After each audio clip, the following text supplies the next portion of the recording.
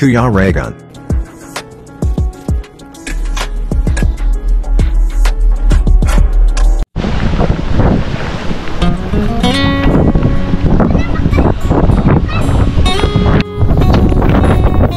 Ayan, naghatid tayo ng ayuda dyan papunta kina mama. At silang dalawa lang dun sa bahay. So naghatid tayo ng makakain nila. Sa oras na to, malakas yung hangin, malakas pa yung hangin. Pero baliwala lang po at nag-ingat lang tayo. Baka may biglang lumipad na yero.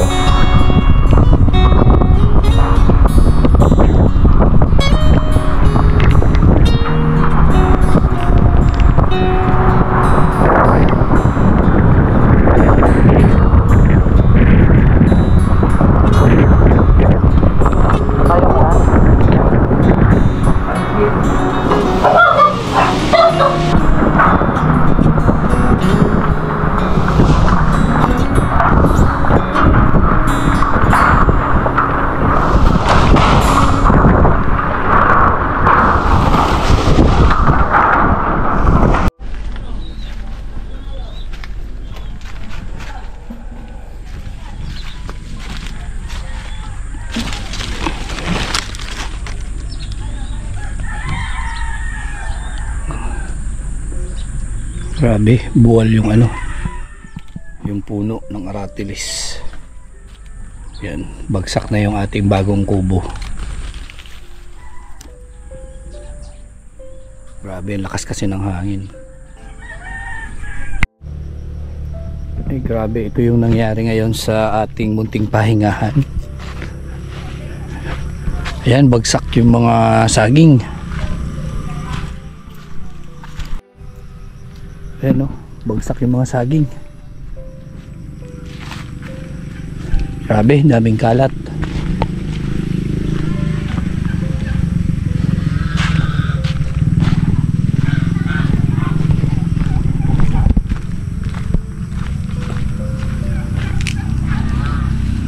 Ayan.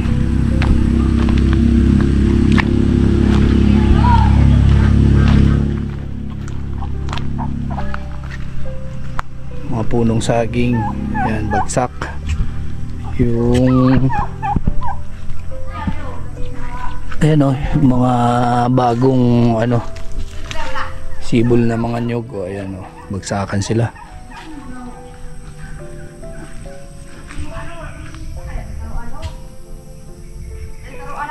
Ayan.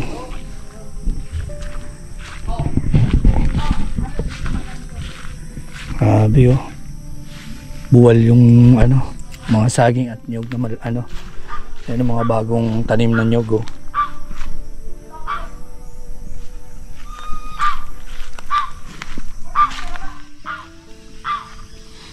Ayan, may bunga na yan o. Tumba.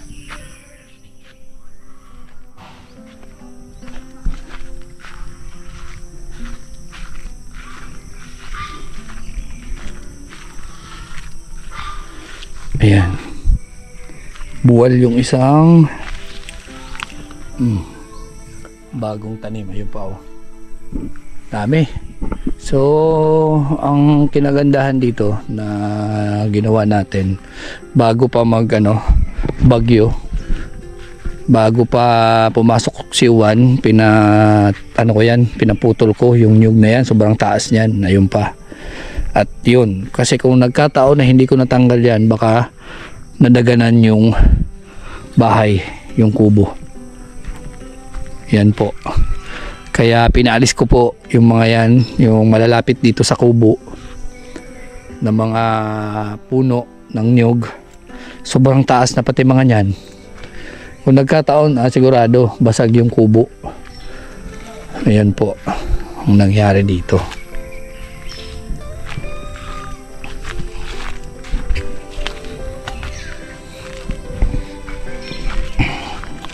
Kahapon inayos na rin namin yung kasi ito yung linya ng kuryente na din, daganan din. Tapos kahapon inayos ko yung linya ng kuryente doon kasi naputol din yung kuryente, bumagsak, na tumbahan ng puno ng nyug. So naayos na natin.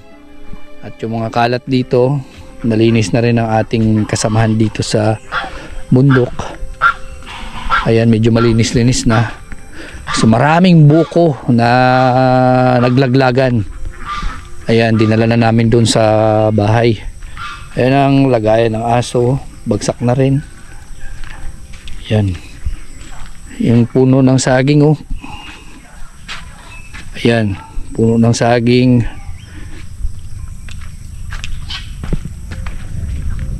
Naputol. So grabe yung damages natin dito sa sa ating munting pahingahan. Ayan, mga tanim. So okay lang, at least safe tayo, no? Importante yung ating kaligtasan. Yan, maraming na perwisyo, maraming nasalanta ng mga pananim, pero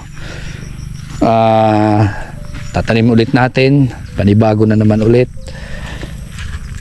Ganoon talaga ang buhay, Yan, ito bagsak ko. Yan. Ganyan talaga ang buhay, weather lang. Minsan maganda yung panahon, minsan may bagyo. Kaya dapat laging ready, handa tayo. Pero yung mga yan, hindi natin pwedeng iwasan yung bagyong yan. Dito tayo sa kabila. Yan yung mga di pa nalilinis gaano yung kalsada. Kalat pa. Yan, dito tayo sa malunggay nga, napakababa lang, pero talagang inano pa nila. Hindi pa nakaligtas sa hangin. Ayan, yung kubo ni Alpi na bagong gawa din. Ayan, bagsak. Grabe, sayang. Ayan.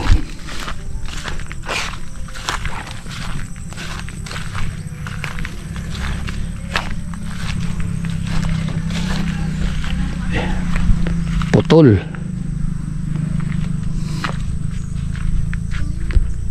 Yan, bagong gawa lang yan, bagsak na, hindi pa napapakinabangan. Yung mga poste, yung mga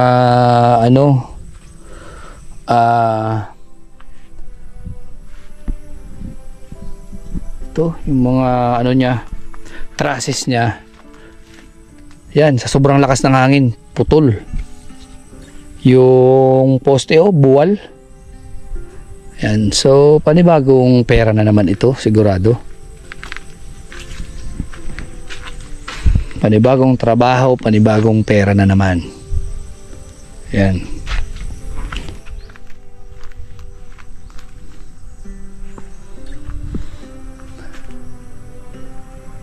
Grabe.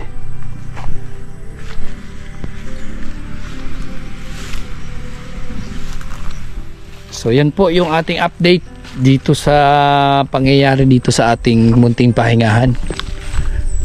Yan. Grabe, ang daming lilinisin, ang daming aayusin, and ang daming itatanim ulit. Lalo na yung mga saging, sobrang dami na nasalanta. Kaya okay lang, at least yung mahalaga safe tayo. Yan po. At yung kubo ko dito na bagong gawa din, yung mga buko, nagsilaglagan sila. Yan yan po.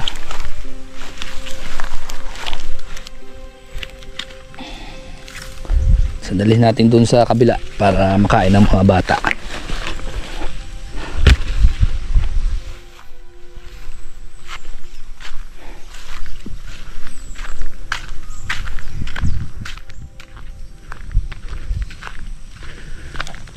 Kahapon dami naming lininis at ang dami naming inayos kahapon. So kahit papaano itong nakikita nyo ngayon sa video, kumbaga nabawasan na po yung mga kalat. Yan.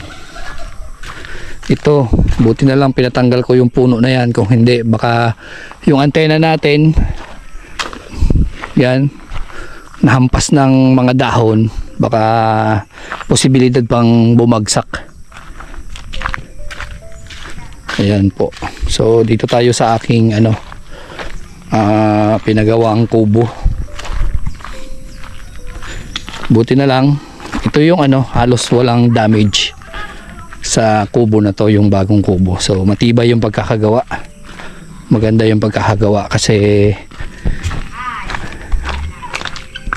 ayan, walang kadamage yan. Mga alaga natin may mga namatay, maraming namatay, pero ganun talaga, hindi natin maiwasan. Ayan, ito yung kubo natin, patuloy pa rin inaayos. Ayan, so hindi siya na damage kahit light material lang. Ayan, dito yung mga tropang yagit. Oh grabe, may nakahiga na sa ilalim mo, baka mabutas ha. Kaya lang, hirap mga Oh. butang gabi sa taas. Sige, lusot mo muna. Gagawin mo kasi dyan, ganituin mo muna. Sige, ligpit mo muna. Tapos pag naligpit mo na, saka milagay dito mo yan lalatag. Nakuha mo na. Ayan. So daming dumi kalat, mga dahon dahil sa hangin. Pasok yung mga dito dahon. Ayan, at walang damage dito sa kubo. Doon talaga, grabe. Napakatibay ng pagkakagawa ng mga 4 kantos na mga kahoy yung poste nito. Hindi yan basta-basta nabubulok. So yan yung update natin dito sa ating munting pahingahan. Ayan may nagpapahinga na dyan sa ilalim. Ayan may nagpapahinga na sa ilalim. Grabe, tibay ng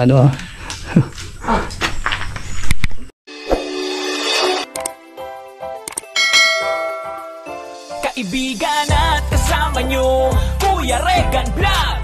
Matulungin at mabuti sa kapwa, matanda man o mga bata. Sa adventure ay isasama ka, kabutihan lagi ang dala. Saan man magpunta, Kuya Regan.